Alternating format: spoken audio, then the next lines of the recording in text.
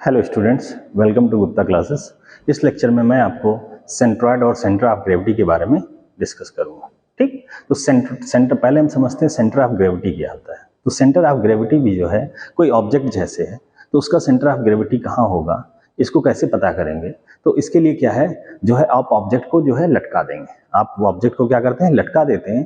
तो जब ऑब्जेक्ट क्या है रेस्ट में आ जाता है, ठीक है, तो वहां से एक लाइन हम ड्रॉ कर दें अगर इस तरीके से, राइट। यहाँ पे क्या दिखाया गया है, एक ऑब्जेक्ट दिखाया गया है, एक बॉडी दिखाया गया है जो कि एक जो है वर्टिकल जो है स्ट्रिंग से लटकी हुई है, ठीक है। तो ये मैं जो बताने जा रहा हूँ ये क्या है, प्रैक्टिकल अप्रोच है जिससे कि हम जो है सेंटर ऑफ ग्रेविटी को आइडेंटिफाई कर सकते हैं, उसको लोकेट कर सकते हैं। तो यहाँ पे हमने लटका दिया तो एक वर्टिकल लाइन के थ्रू ये जो है रुक गया। इसके बाद इसको हम थोड़ा सा डिफरेंट वे में लटकाएं, इस तरीके से कॉर्नर से लटकाएं तो भी ये जो है वर्टिकल जो है पोजीशन में आके किसी ना किसी पोजीशन में आके रुक जाएगा, ठीक है। तो अगर ये जो लाइन है, अब ये लाइन क्या है, ये आ गया, ये लाइन वर्टिकल दूसरी लाइन ये आ गई, ये दोनों लाइन जहां पे कट करती हैं इसी को क्या कहते हैं, centre of gravity. Centre of gravity basically होता क्या है, इसको हम थोड़ा डिफाइन कर सकते हैं कि जो है ये एक ऐसा पॉइंट होता है, ठीक है। It is defined as the point through which the resultant of the force of the gravity of the body acts. Resultant force का क्या मतलब होता है, रिजल्टेंट फोर्स का मतलब बहुत सारे फोर्स को अगर हमने सम कर लिया है, उसका अलजेब्राइक सम कर दिया तो उसको हम क्या कहेंगे, रिजल्टेंट फोर्स। क्या कहेंगे, रिजल्टेंट। अब हम ये मानते हुए चलते हैं कि कोई भी ऑब्जेक्ट हो, कोई भी बॉडी हो, वो जो है बहुत सारे स्मॉल स्मॉल पार्टिकल से मिलकर बनता है, ठीक है। स्मॉल पार्टिकल्स का अपना वेट क्या होगा, छोटा छोटा वेट होगा। मान लीजिए W1, W2, W3, W4। यहाँ पे आपको क्या दिखाया गया है, एक ऑब्जेक्ट दिखाया गया है। ये सारे पॉइंट्स क्या दिखाए गए हैं कि बहुत सारे पार्टिकल्स दिखाए गए। बहुत सारे पार्टिकल्स से मिलके ये जो है पूरा ऑब्जेक्ट बनता है। हर एक पार्टिकल्स का वेट जो W1, W2, W3, W4 ऐसे ही है। अब इसका रिजल्टेंट अगर देखें तो इसको हम सम कर देंगे, क्योंकि सबका डायरेक्शन एक ही है। इसको सम करेंगे तो टोटल वेट हमें निकल के आ जाएगा इस ऑब्जेक्ट का। इस ऑब्जेक्ट का टोटल वेट निकल के आएगा। तो टोटल वेट जो है ऑब्जेक्ट का जिस पॉइंट पे एक्ट करता है, जिस पॉइंट पे एक्ट करता है, total weight of the object या resultant force of gravity of the object, उसको हम क्या कहेंगे, उस पॉइंट को क्या कहेंगे, सेंटर ऑफ ग्रेविटी कहेंगे। सेंटर ऑफ ग्रेविटी करेंगे, ठीक है। जैसे किसी भी ऑब्जेक्ट को अगर आप ऐसे लटकाइए तो एक जो है लाइन ड्रॉ कर लीजिए, यहाँ पे जो है लटकाइए आप तो एक वर्टिकल लाइन और आ जाएगी। ऐसे और ड्रॉ कर लीजिए, इसको इस तरीके से हैंग कर लीजिए, है ना, यहां से हैंग करा दीजिए, इस पॉइंट को लेके हैंग करा दीजिए तो यहां पे भी एक लाइन मिलेगा। वो सारी लाइन जिस पॉइंट पे कट करता है, जिस पॉइंट पे कट करता है वही क्या होता है, सेंटर ऑफ ग्रेविटी होता है। तो सेंटर ऑफ ग्रेविटी को प्रैक्टिकली फाइंड करना कितना आसान है। किसी भी चीज का, किसी भी फिगर का, किसी भी जो है बॉडी का आपको सेंटर ऑफ ग्रेविटी पता करना हो तो क्या करेंगे, आप उसको अलग अलग जो है शेप से लटका दीजिए, अलग अलग पॉइंट्स को से लेके हैंग कर दीजिए। फिर एक लाइन ड्रॉ कर लीजिए बीच से, फिर एक लाइन ड्रॉ कर लीजिए दूसरी स्थिति में। तो हर एक पॉइंट जहां पे जो है सारे पॉइंट्स मीट करते हैं वही क्या होगा, सेंटर ऑफ ग्रेविटी होगा। ये प्रैक्टिकल अप्रोच हुआ। दूसरा अप्रोच होता है सेंटर ऑफ ग्रेविटी को फाइंड करने का, जिसको हम कहते हैं मूवमेंट मेथड। क्या कहते हैं, मूवमेंट मेथड। तो आपने मूवमेंट पढ़ा होगा कि जो है मूवमेंट क्या होता है, मूवमेंट ऑफ फोर्स क्या होता है, ठीक है। मूवमेंट ऑफ फोर्स होता है फोर्स जो है एंड परपेंडिकुलर डिस्टेंस का मल्टीप्लिकेशन होता है। यहाँ पे मूवमेंट ऑफ फोर्स की क्यों बात कर रहे हैं, क्योंकि यहाँ पे वेट जो है वो भी क्या है, एक टाइप का फोर्स है। तो यहाँ पे इसको नाम क्या देंगे, मूवमेंट ऑफ वेट। क्या नाम देंगे, मूवमेंट ऑफ वेट। मान लीजिए इसके जो है सेंटर ऑफ ग्रेविटी क्या है, उसका कोऑर्डिनेट क्या है, SCG है, ठीक है। और क्या है, YCG। दो कोऑर्डिनेट होंगे, एक x डायरेक्शन और एक y डायरेक्शन, x कोऑर्डिनेट और दूसरा क्या होगा, y कोऑर्डिनेट। ऐसे ही 3 डायमेंशनल ऑब्जेक्ट है तो एक z कोऑर्डिनेट भी होगा, ZCG, ठीक है। अब हमें यह पता है कि मोमेंट ऑफ फोर्स क्या होता है। वायर्गन्स थ्योरम आप लोगों ने पहले से पढ़ रखा है कि वायर्गन्स थ्योरम होता क्या है कि रिजल्टेंट फोर्स का मूवमेंट, ठीक है, रिजल्टेंट फोर्स का मूवमेंट किसी पार्टिकुलर पॉइंट के अबाउट, ठीक है, उन सारे फोर्स ऑफ मूवमेंट के जो है इक्वल होता है। मतलब हम यह लिख सकते हैं रिजल्टेंट फोर्स का मूवमेंट क्या होगा, अगर सेंटर ऑफ ग्रेविटी के अबाउट हम निकालते हैं तो क्या होगा, जो है रिजल्टेंट फोर्स जो है क्या है, इसका सेंटर ऑफ जो टोटल वेट है वो क्या है, W।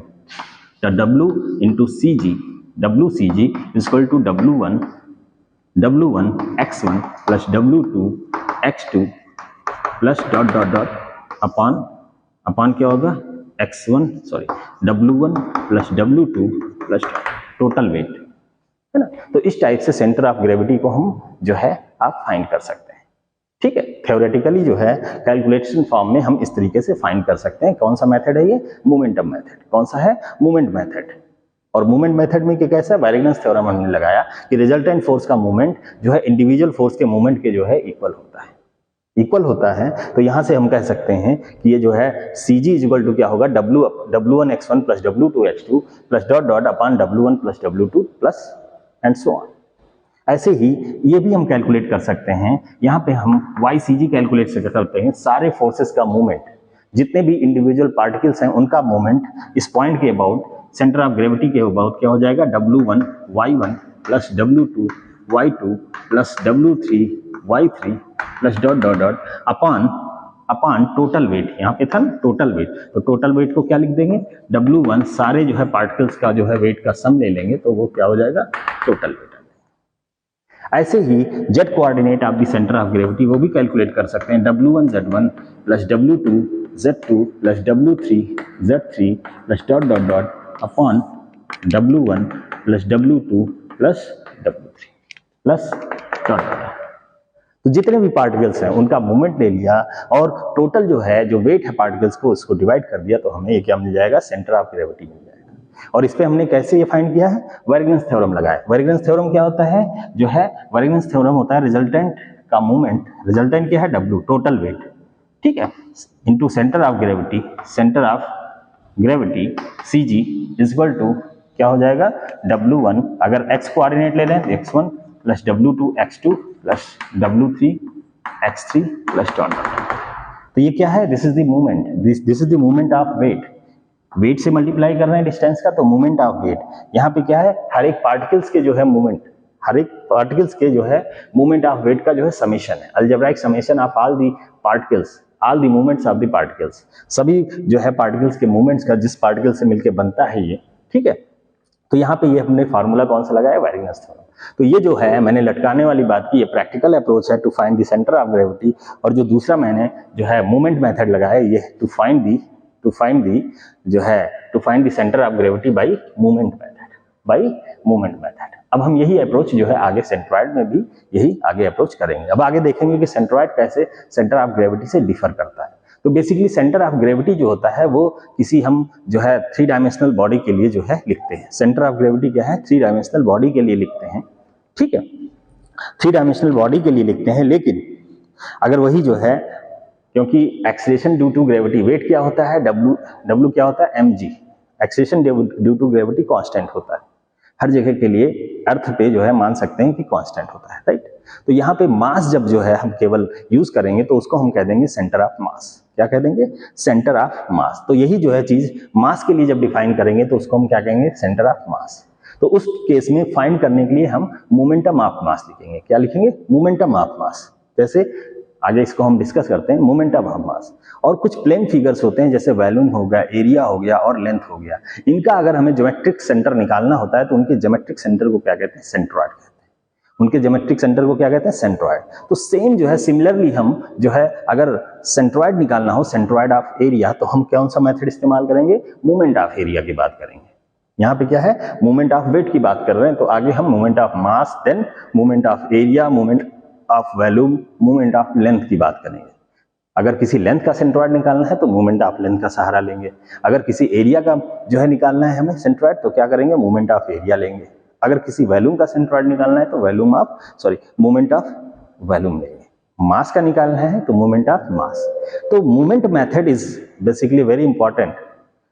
मूवमेंट मेथड क्या है? बहुत ही इंपॉर्टेंट मेथड है जिसका यूज हम क्या करते हैं? सेंट्रॉइड, सेंटर ऑफ ग्रेविटी, ठीक है, centroid of area, centroid of volume, centre of मास को फाइंड करने के लिए यूज करते हैं, ठीक है।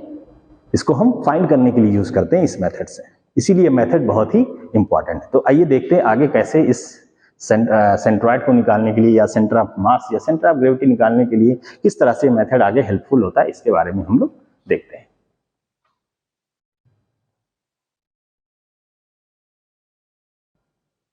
नेक्स्ट जो है इसमें देखते हैं कि ये जो है मैंने जो लिखा है फॉर सॉलिड पार्ट्स के लिए जो है हम सेंटर ऑफ ग्रेविटी को किस तरह से मोमेंट इक्वेशन लिखेंगे? W(x c) = W1x1 + W2x2 + W3x3 and so on. जितने सारे पार्टिकल से मिलकर बनते हैं उसके बारे में हम यहाँ लिख सकते हैं। ठीक है, तो ये इक्वेशन कौन सा इक्वेशन है? मोमेंट इक्वेशन है। क्या है? Moment equation. तो मोमेंट ऑफ फोर्स है, ठीक है, about centre of gravity. X c क्या है? X coordinate of the centroid या सेंटर ऑफ ग्रेविटी। सॉलिड के केस में, सॉलिड के केस में क्या होगा? Centre of gravity. तो यहां से हम एक्सी लिख सकते हैं। एक्सी इज इक्वल टू क्या हो जाएगा? एक्सी इज इक्वल टू क्या हो जाएगा? W1 x1 plus W2 x2 plus dot dot dot upon total weight W, या इसी को हम लिख सकते हैं W1 plus W2 plus W3 and so on. ऐसे ही जब हम मास के रेस्पेक्ट में लिखना चाहेंगे तो हम वेट को लिख सकते हैं m इंटू जी। तो दोनों तरफ m इंटू जी कर देंगे, टोटल मास हो जाएगा यहाँ पे, यहाँ एक्सप्रेशन टू ग्रेविटी, यहाँ हर एक इंडिविजुअल मासेस हो जाएगा और ग्रेविटी यहाँ पे है, ग्रेविटी सेम है through out the all the masses और जो है हर एक के लिए भी। तो जी जी कैंसिल होके यहाँ पे जो है जो एक्सी आ जाएगा वो क्या हो जाएगा? यहाँ से हम लिख सकते हैं M x c is equal to m1 x1 plus m2 x2 plus dot and so on. तो मास के लिए जो सेंटर ऑफ ग्रेविटी या सेंटर ऑफ मास जो है क्या होगा? इसको हम क्या कहेंगे? X coordinate of the centre of mass, centre of mass. ठीक है, तो ये क्या हो जाएगा? m1 x1 plus m2 x2 plus dot dot dot upon m1 plus m2 plus m3 dot dot, ये टोटल मास हो जाएगा, total mass of the object. तो ये मास के रेस्पेक्ट में हो गया। सिमिलरली ऐसे yc यहाँ पे लिख सकते हैं, वहां पे y कोऑर्डिनेट ले लेंगे, x1 जहां है वहां पे क्या होगा? y1 y2। ऐसे यहाँ पे w1 जहां पे x1 x2 है वहां y1 y2 होगा। ऐसे z1 ले लेंगे। तो हम यहाँ पे x लिख रहे हैं, बाकी आप लोग खुद जो है समझ लीजिएगा इसको, कैसे जो है आगे हम इसको लिख सकते हैं। नेक्स्ट जो है यही, अगर हम फिगर्स की बात करें, जैसे वैल्यूमेट्रिक फिगर की बात करें, तो हम मास को क्या लिख सकते हैं? Density into volume. Density into volume क्या होगा? मास होगा। अब डेंसिटी क्या है? मटेरियल थ्रू आउट दी जो प्रॉपर्टी है मटेरियल वो सेम है, एक ही टाइप के मटेरियल का बना है कोई ऑब्जेक्ट, तो डेंसिटी सेम होगा उस पूरे पार्ट का, राइट। तो डेंसिटी हमने यहाँ पे डेंसिटी इंटू वॉल्यूम लिख लिया। तो यहाँ टोटल वॉल्यूम, यहाँ पे इंडिविजुअल वॉल्यूम आएगा, छोटे छोटे पार्टिकल्स का वॉल्यूम, राइट। तो यहाँ पे रो जो है कैंसिल हो जाएगा दोनों तरफ। तो यहाँ पे हमें ये फार्मूला किसके लिए? वॉल्यूमेट्रिक फिगर के लिए आ गया, वॉल्यूम फिगर।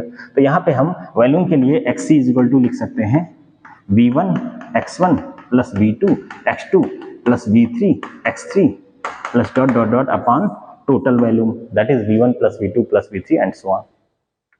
तो इसको हमने कहा, ये इक्वेशन क्या है? ये जो है मोमेंट ऑफ वॉल्यूम का एक्सप्रेशन है, ठीक है। ऐसे ही कोई प्लेन फिगर है, जैसे रेक्टेंगुलर फिगर है, सर्कुलर फिगर है, उसका हमें सेंट्रॉइड निकालना होगा। तो उसको हम कैसे जो है डिफाइन करेंगे? उसका सेंट्रॉइड जो है क्या होगा? उस फिगर का जो है सेंटर होगा। उसको हम कैसे निकालेंगे? एक्चुअली सेंटर पे क्या होता है? नेट जो मूवमेंट होता है वो जीरो होता है, इसीलिए रिजल्टेंट का मूवमेंट जो है इंडिविजुअल के मूवमेंट के बराबर होता है, ये आपको ध्यान रखना है। तो रिजल्टेंट का मूवमेंट क्या होगा? AXE, movement of area. इसको हम क्या बोलेंगे? Movement of area. इसको हम क्या बोलेंगे? Movement of area, movement of area.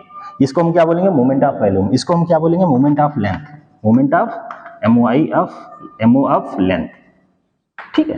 तो मूवमेंट ऑफ एरिया की बात करें तो इसका इक्वेशन ये, एक्सप्रेशन ये है। तो प्लेन फिगर के लिए हम एक्सी लिख सकते हैं। V1 जहां है, V1 V2, वहां पे क्या होगा? A1 x1 plus A2 x2 plus dot dot dot upon total area. Total area मतलब A1 plus A2 plus A3 plus dot dot. उसी को लेंथ के रिस्पेक्ट में अगर देखें, जैसे मान लीजिए कोई वायर दिया है, यूनिफॉर्म क्रॉस सेक्शन है उसका, तो उस वायर का जो हम केवल लेंथ में इंटरेस्ट है कि उसका सेंट्रॉइड कहाँ पे होगा। तो उसको जो है, उसको लिखने के लिए जो है जो मूवमेंट मेथड का हम जो है इस्तेमाल कर रहे हैं वो क्या होगा? LXC is equal to, x c क्या है? सेंट्रॉइड। सेंट्रॉइड को कोऑर्डिनेट है LXC is equal to L1 x1 plus L2 x2 plus L3 x3 plus dot dot dot. ये किसके लिए? For wire of uniform cross section. इसके लिए हम फार्मूला जो लिखेंगे, XC इज इक्वल टू क्या होगा? L1 x1 plus L2 x2 plus dot dot upon total length of the wire. तो इस तरीके से हम मूवमेंट मेथड है, वो बहुत इंपॉर्टेंट मेथड है to find the centroid of the area, centroid of the length, centroid of the value, centre of mass and centre of gravity of the solid. तो आई थिंक आपको centre of gravity और centroid में दोनों में combination क्या है ये आपको क्लियर हो गया होगा, ठीक है। कहीं भी सेंटर ऑफ ग्रेविटी जो है आप देखेंगे तो इसमें जो है डेफिनेशन जो होता है कि जो है पूरी की पूरी ग्रेविटी जिस पॉइंट पे एक्ट करती है उसको हम क्या कहेंगे? Centre of gravity. सेंट्रॉइड का कॉन्सेप्ट क्या है कि का पूरा जो है एरिया या वॉल्यूम या लेंथ क्या है? एक ज्योमेट्रिक फिगर है।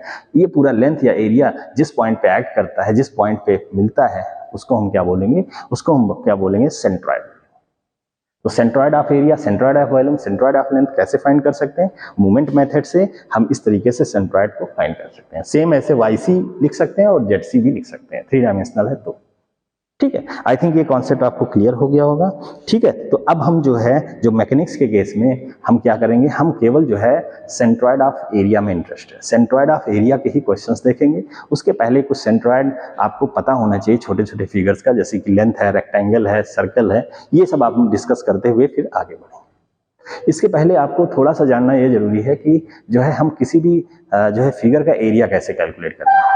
तो जनरलाइज फिगर का एरिया हम कैसे कैलकुलेट करेंगे, तो इसके लिए आपने पढ़ रखा होगा फर्स्ट प्रिंसिपल या इंटीग्रेशन मेथड। कौन सा मेथड? Integration method. तो कुछ चीजें उसको हम देखेंगे, उसके बाद नेक्स्ट हम आगे जो है इसमें लेक्चर्स को बनाएंगे। Thank you very much. तो नेक्स्ट लेक्चर जो है हमारा आएगा कि जो है कैसे अब आगे अलग अलग फिगर का हम फाइंड करेंगे।